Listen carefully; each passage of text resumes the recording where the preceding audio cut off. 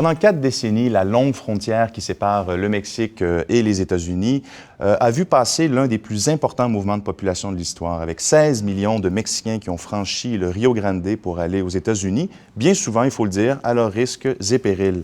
Mais depuis la grande récession de 2008, leur nombre ne cesse de chuter et, plus important encore peut-être, les Mexicains qui retournent dans leur pays d'origine sont maintenant plus nombreux que ceux qui font le parcours en sens contraire. Donc, un revirement assez important de la situation que l'on va tenter de comprendre aujourd'hui avec nos 2 invités. Je vous les présente. Robert Barsky, qui est professeur de littérature et de droit à l'Université Vanderbilt au Tennessee. Bonjour. Bonjour. Merci d'être en studio. Et Jorge Pantaleón, qui est professeur d'anthropologie à l'Université de Montréal et membre du Cerium. Bonjour. Bonjour.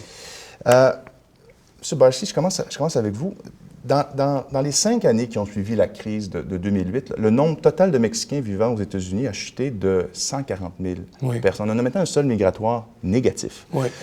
Pourquoi? Qu'est-ce qui s'est passé? Mais il y a à la fois toutes les raisons qu'on peut imaginer. Il y a un discours très négatif envers les Mexicains. Il y a ils utilisent la prison comme façon de faire peur aux gens de venir. Donc, il y a on peut passer des années et des années en prison, à la fois attendant la déportation, et si on revient suite à la déportation, on peut passer 5-6 ans en prison. C'est une felony aux États-Unis.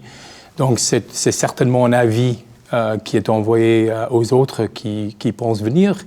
Mais en même temps, il y a la logique d'un système où il y a 12 millions de personnes vivant aux États-Unis. Ça veut dire qu'il y a des enfants, il y a des mères, des pères, des oncles, des tantes. Donc, les gens vont continuer à venir. Mais il me semble que c'est un moment, oui, il y a une chute, c'est sûr. Mais en même temps, au mois de septembre, ils ont annoncé que ça a encore augmenté. Est-ce que c'est à cause du discours? Il y a un discours politique aux États-Unis qui est affreux en ce moment. Et on peut dire peut-être qu'il y a des gens qui essaient de tenter de venir avant l'élection, parce que Trump, c'est certainement... Donald Trump, oui, avec un discours assez anti-immigration, oui. Oui, je pense que c'était déjà présent. Évidemment, les discours sont toujours présents, mais cette fois, c'est officiel. C'est dans le discours politique. Et ça peut avoir une influence. Mon nouveau livre porte sur le rôle du discours vis-à-vis de la politique. La politique de migration dans un moment comme maintenant, ou depuis 10-15 ans, c'est surtout, avec les Mexicains, c'est illicite, c'est illégal. Ouais. Ça veut dire que la police a un très grand rôle à jouer. Est-ce qu'eux, ils vont retourner les gens qui sont en face d'eux, ou est-ce qu'ils vont les laisser aller faire leur travail? En ce moment, avec un discours tellement négatif, ça risque d'influencer la police pour qu'ils sont plus tentés de téléphoner à Homeland Security et dire... Oui, tout à fait. On y reviendra, parce que je sais que vous avez une autre idée justement sur le flou juridique et linguistique, on y reviendra. Mais Jorge, est-ce qu'il n'y a pas d'autres raisons également, des raisons économiques en lien avec la crise aux États-Unis et la situation au Mexique qui a peut-être été meilleure pendant un certain temps, qui a pu inciter des Mexicains à retourner ou du moins ne pas quitter le Mexique?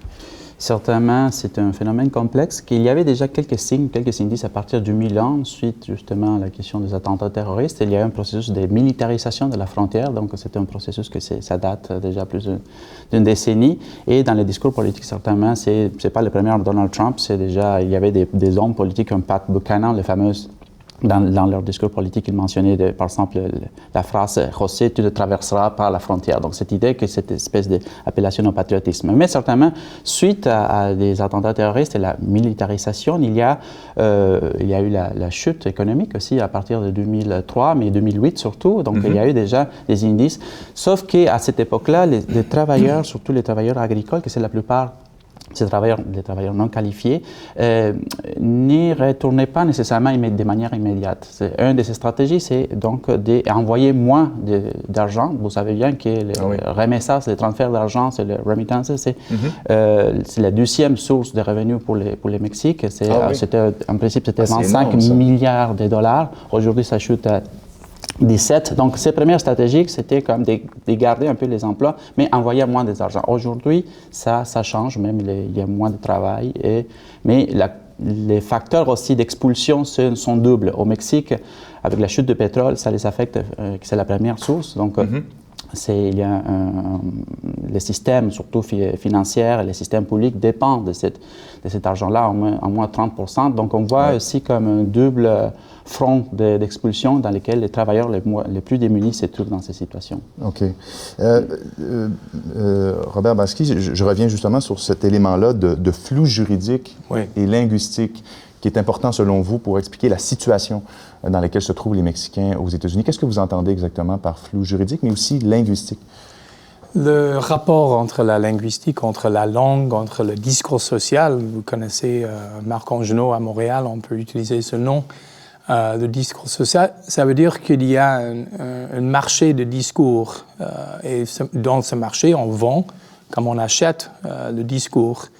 Un discours négatif envers les Mexicains, c'est ce qu'on entend de Trump. Donc, dans un marché de discours comme ça, c'est dangereux d'une certaine manière de confronter les officiels. Mais en même temps, ce qu'on voit on the ground, comme on dit, c'est qu'il y a un discours très positif envers les Mexicains aux États-Unis. À la fois, il y a beaucoup de travail en ce moment pour eux. Il y a certainement l'idée que les Mexicains font mieux la construction et le jardinage, etc., que d'autres personnes. Donc, il y a une valorisation de ce genre de travail. Oui. Et d'ailleurs, là-dessus, j'en profite pour signaler, c'est une statistique peu connue, mais les Mexicains sont un des groupes nationaux aux États-Unis qui gravissent le plus rapidement l'échelle socio-économique. Ils sont extrêmement travaillants, très industrieux. Et on le voit absolument partout. Donc, on parle des flux, on peut dire oui, il y a une baisse d'emploi, peut-être il y a un peu plus de tentation de rester, mais ces canaux changent tellement rapidement, ces réseaux changent tellement rapidement. Justement, peut-être si on pense que Obama est dans ses dernières minutes, et même s'il y a une résistance de la part de juridiques américaines envers ces efforts essaient de faire venir les familles pour que ça soit plus en sécurité, etc. Donc, un monde qui est à la fois accueilli pour leur travail et à la fois accueilli de façon officielle vis-à-vis le président, risque de venir plus rapidement. En même temps, ce serait très intéressant de voir autour de l'élection ce que les gens vont faire. Mais il faut aussi dire quelque chose. On parle comme si on a le droit de quitter. Il est aussi difficile de quitter les États-Unis que d'entrer là-dedans. Ah oui? C'est aussi Pour quelle raison? Parce que le moment qu'on se met sur la route, si on est Mexicain, le moment qu'on se met sur la route, surtout dans une ancienne voiture avec quelque chose de pété derrière, nous sommes visés par la police. Donc c'est la même dynamique, la même réalité que ce qui se passe dans le sens inverse. Absolument. Du Mexique vers les États-Unis, c'est aussi périlleux. Si on ouvrait les frontières, ce que je propose, d'ouvrir les frontières entre les États-Unis et le Mexique, pour faire ce que NAFTA est censé de faire, ça veut dire de faire un vrai libre-échange. On verra circulation des personnes, comme en Europe. On verra une vraie circulation de personnes. Parce que, comme je vous ai dit, les risques qui sont tellement vastes pour des longs séjours en prison, ça vaut absolument pas le coup. Mais justement, à cause du durcissement du discours anti-immigration aux États-Unis, c'est une idée utopique pour l'instant. C'est utopique, mais en même temps, on doit regarder qui sont nos amis. En fait, les corporations qui ne parlent pas vraiment devraient ouvrir leur bouche et dire, écoute, le fait que les camions arrêtent à la frontière du Québec et les États-Unis, moi j'ai attendu 20 minutes. C'est idiot, ça se peut pas. Alors que Walmart et tout ça, pour eux, ce serait dans leur intérêt de soutenir une idée d'ouvrir les frontières et tout ce discours politique qui est là pour endurcir et faire comme s'ils étaient des violeurs, etc. C'est pour se faire élire. Mais la réalité, c'est qu'on peut le faire et économiquement, ce serait très fort. Oui, mais il y a toute l'autre question omniprésente au Mexique, de la violence. On sait depuis 2006. Et aux États-Unis. Aux États-Unis également, mais au Mexique, ça a une forme particulière quand même, où depuis 2006, le président Calderón à l'époque, et ça continue aujourd'hui, a lancé une guerre contre les narcotrafiquants. Il y a eu 100 000 morts à peu près jusqu'à maintenant. Ce sont des chiffres qui relèvent pratiquement de la guerre civile. Comment, dans ce contexte-ci, imaginer ou comprendre que des Mexicains sont plus nombreux à retourner chez eux et quittent moins le Mexique qu'auparavant? On est dans des degrés, mais c'est quand même le cas. La violence ne fait pas davantage fuir les Mexicains ou ne repousse pas davantage oui, les Mexicains? certainement, mais c'est un phénomène aussi localisé sur certains types de régions. Donc, la plupart, bien si dans les régions rurales c'est important, la plupart des gens qui retournent aussi peuvent encore. Il y a des facteurs comme la question de la parenté, pour lesquels les travailleurs font le retour. Et ça veut dire. La violence, c'est une question centrale, vous l'avez mentionné, c'est plus que la guerre de l'Irak, c'est un phénomène aussi de plus en plus pressant. Donc il y a eu un changement en termes de migration à l'intérieur du Mexique. Dans les dernières décennies, les groupes qui étaient dans les zones périphériques se sont migrés aussi à l'intérieur, que c'est le centre, c'est la capitale du District fédéral. Donc ça considéré comme un des États plus sécuritaires. Donc aujourd'hui, ça commence à faiblir un peu ces situations-là, donc on commence aussi à avoir un certain flux aussi, en termes de circulation des gens. Donc on voit, il y a eu une circulation interne, c'était la réponse. Je voulais dire aussi qu'en termes pour les types de gens qui retournent, ce sont les études démontrent que ceux qui arrivent de manière récente, donc sont les plus vulnérables. Donc ils n'ont pas nécessairement les réseaux. C'est pas ceux qui sont là depuis plusieurs années, voire décennies, c'est ceux qui viennent d'arriver. En fait, il y a deux grands groupes. Les premières sont du monde récent, qui c'est jusqu'à 2 ans, et les autres, parce que justement, ils n'ont pas les moyens de soutenir les réseautages nécessaires pour soutenir.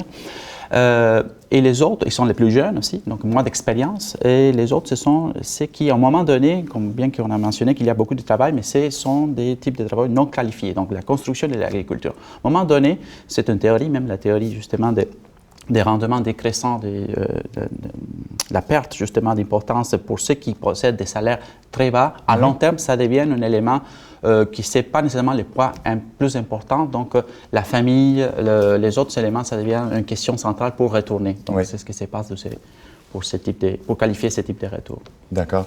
Jorge Pantaleón et Robert Barsky, merci beaucoup d'avoir été des nôtres. J'en profite, je prends quelques secondes pour présenter les livres que vous venez tous deux de publier. En fait, Jorge Pantaleón, vous venez de co-diriger Hacia el otro norte, Mexicanos en Canada. Ça veut dire vers l'autre nord, les Mexicains au Canada. C'est un collectif. Et Robert Barsky, vous venez de publier en anglais chez Routledge, Undocumented Immigrants in an Era of Arbitrary Law. À lire. Merci beaucoup. Merci à vous. Merci à vous.